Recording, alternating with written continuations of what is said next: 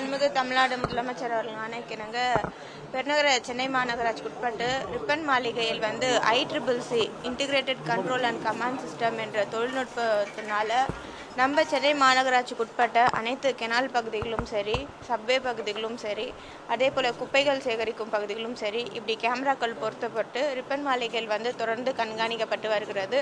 இந்த ICCC என்பது மழைக்காலங்களில் மிகவும் பயனுள்ளதாக இருக்கும். சென்னை மாநகராட்சிக்கு உட்பட்ட பகுதிகளில் எந்தெந்த பகுதிகள் எல்லாம் தண்ணி நிற்குது, எங்கே சப்வேஸ்லாம் டிராஃபிக் இஷ்யூ ஆயிருக்கு, இல்லை பப்ளிக் ஏதாவது இடையூறு ஆயிருக்கா அப்படின்றது இந்த ICCC மூலியமாகவே கண்டறியக்கூடிய ஒரு சூழலை மாநகராட்சியில் ஏற்படுத்தணும்.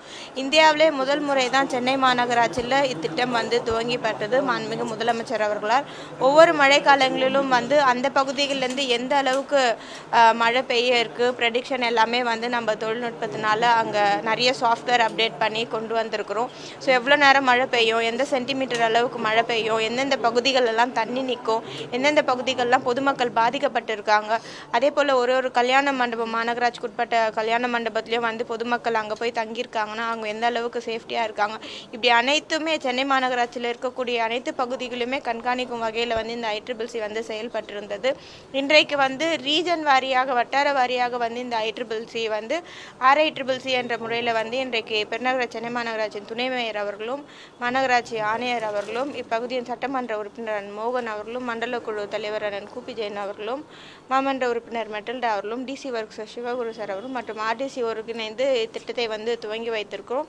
வரக்கூடிய மழைக்காலங்களில் வட்டார வாரியாக மண்டலங்களில் நடக்கக்கூடிய என்னென்ன பாதிப்புகள் இருக்குது, மழை காலங்களில் எந்தெந்த பகுதியில் தண்ணி தேக்கம் இருக்குது, இல்லை சப்வேஸ் எந்த அளவு ஃபங்க்ஷனிங்கில் இருக்குது, இல்லை பின் பகுதியெலாம் கிளியர் பண்ணாமல் இருக்கா, இன்னும் பின் லாரி வரலையா அப்படின்ற முற்றிலுமாக கண்காணிக்கும் வகையில் இன்றைக்கு ரீஜன் வாரியாகவே திட்டம் துவங்கப்பட்டிருக்கிறது. கண்டிப்பாக ஒவ்வொரு வட்டாரத்துலேயும் RDC தலைமையில் இது தொடர்ந்து நடைபெறும். அவர்களுக்கும் செய்யக்கூடிய பணிகள் துரிதமாக செய்யறதுக்கு இது மிகவும் பயனுள்ளதாக இருக்கும். ஏற்கனவே சென்னை மாநகராட்சி அலுவலகத்துல இந்த மாதிரி ஒரு கண்ட்ரோல் சென்டர் செயல்பட்டு இருக்கு.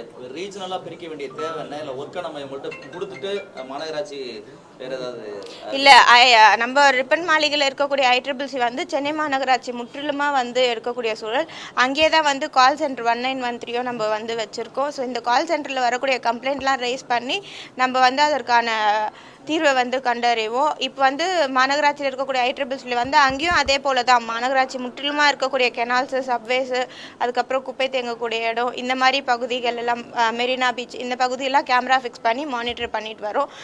ஒவ்வொரு மழைக்காலங்களில் இந்த நவம்பர் டிசம்பர் மாதத்தில் பார்த்தீங்கன்னா ஒரு சில நேரத்தில் ஒரே நாளில் 20 சென்டிமீட்டர் மழை பெய்யக்கூடிய சூழல் ஏற்படுகிறது. அந்த நேரத்தில் நம்ம ரிப்பன் மாளிகையில் தான் இது முற்றிலுமாக கண்காணிக்கக்கூடிய சூழல் ஏற்படுகிறது. அப்படி இல்லாத ரீஜன் வாரியாக இது நம்ம முன்னெடுத்தோம் அப்படின்னா RDC அவர்கள் நிலையிலிருந்தே இதை கண்காணிக்கலாம். ரிப்பன் மாளிகையிலும் தொடர்ந்து அந்த ICCC செயல்பட்டு வரும். இது RDC-களுக்கும் ஒரு யூஸ்ஃபுல்லாக இருக்கும் அப்படின்றதுனால ரீஜன் வாரியாக இந்த திட்டம் துவங்கிடும். வியாசரபாடி வடசென்னை பகுதியில் ஃபுல்லாக தண்ணி சூழ்நிலை இருக்கு. இப்போ என்ன மாதிரி நடவடிக்கை எடுத்திருக்கீங்க? பருவமழை முன்னிட்டு மாநகராட்சி சார்பாக அனைத்து முன்னெடுப்பு நடவடிக்கைகளும் நடைபெற்று வருகிறது. மாநகராட்சி சார்பாக மழைநீர் வடிகால் பணிகள் துரிதமாக நடைபெற்று பல பகுதிகளில் முடிவடைந்து கடந்த மழையிலேயே அது நல்ல பலனை தந்திருக்கு. பொதுமக்களிடையும் அது நல்ல வரவேற்பை பெற்றிருக்கிறது. இந்த ஆண்டும் கூடுதலாக கவனம் வைத்து பணிகள் நடைபெற்று வருகிறது. வடசென்னை உட்பட்ட பகுதிகளெல்லாம் நீங்கள் குறிப்பிட்ட இந்த வேசார்படி புளியாந்தோப்பு பகுதிகளெல்லாம் ஒரு 4-5 ஆண்டுகளுக்கு முன்பதாக பார்த்தீங்கன்னா கிட்டத்தட்ட 8 நாள் 10 நாள் தண்ணி நிற்கக்கூடிய சூழல் இருக்கும். இன்னைக்கு பார்த்தீங்கன்னா ஒரு நாளில் அதை அப்ரூவ் படுத்தக்கூடிய சூழல் இருக்கு. அது மாநகராட்சி சார்பாக மாண்புமிகு முதலமைச்சர் அவர்களோட ஆணைக்கிணங்க ஏற்படுத்திய கட்டமைப்புகள்னால தான் ஏற்படுத்தியிருக்குன்னு தெரியும்.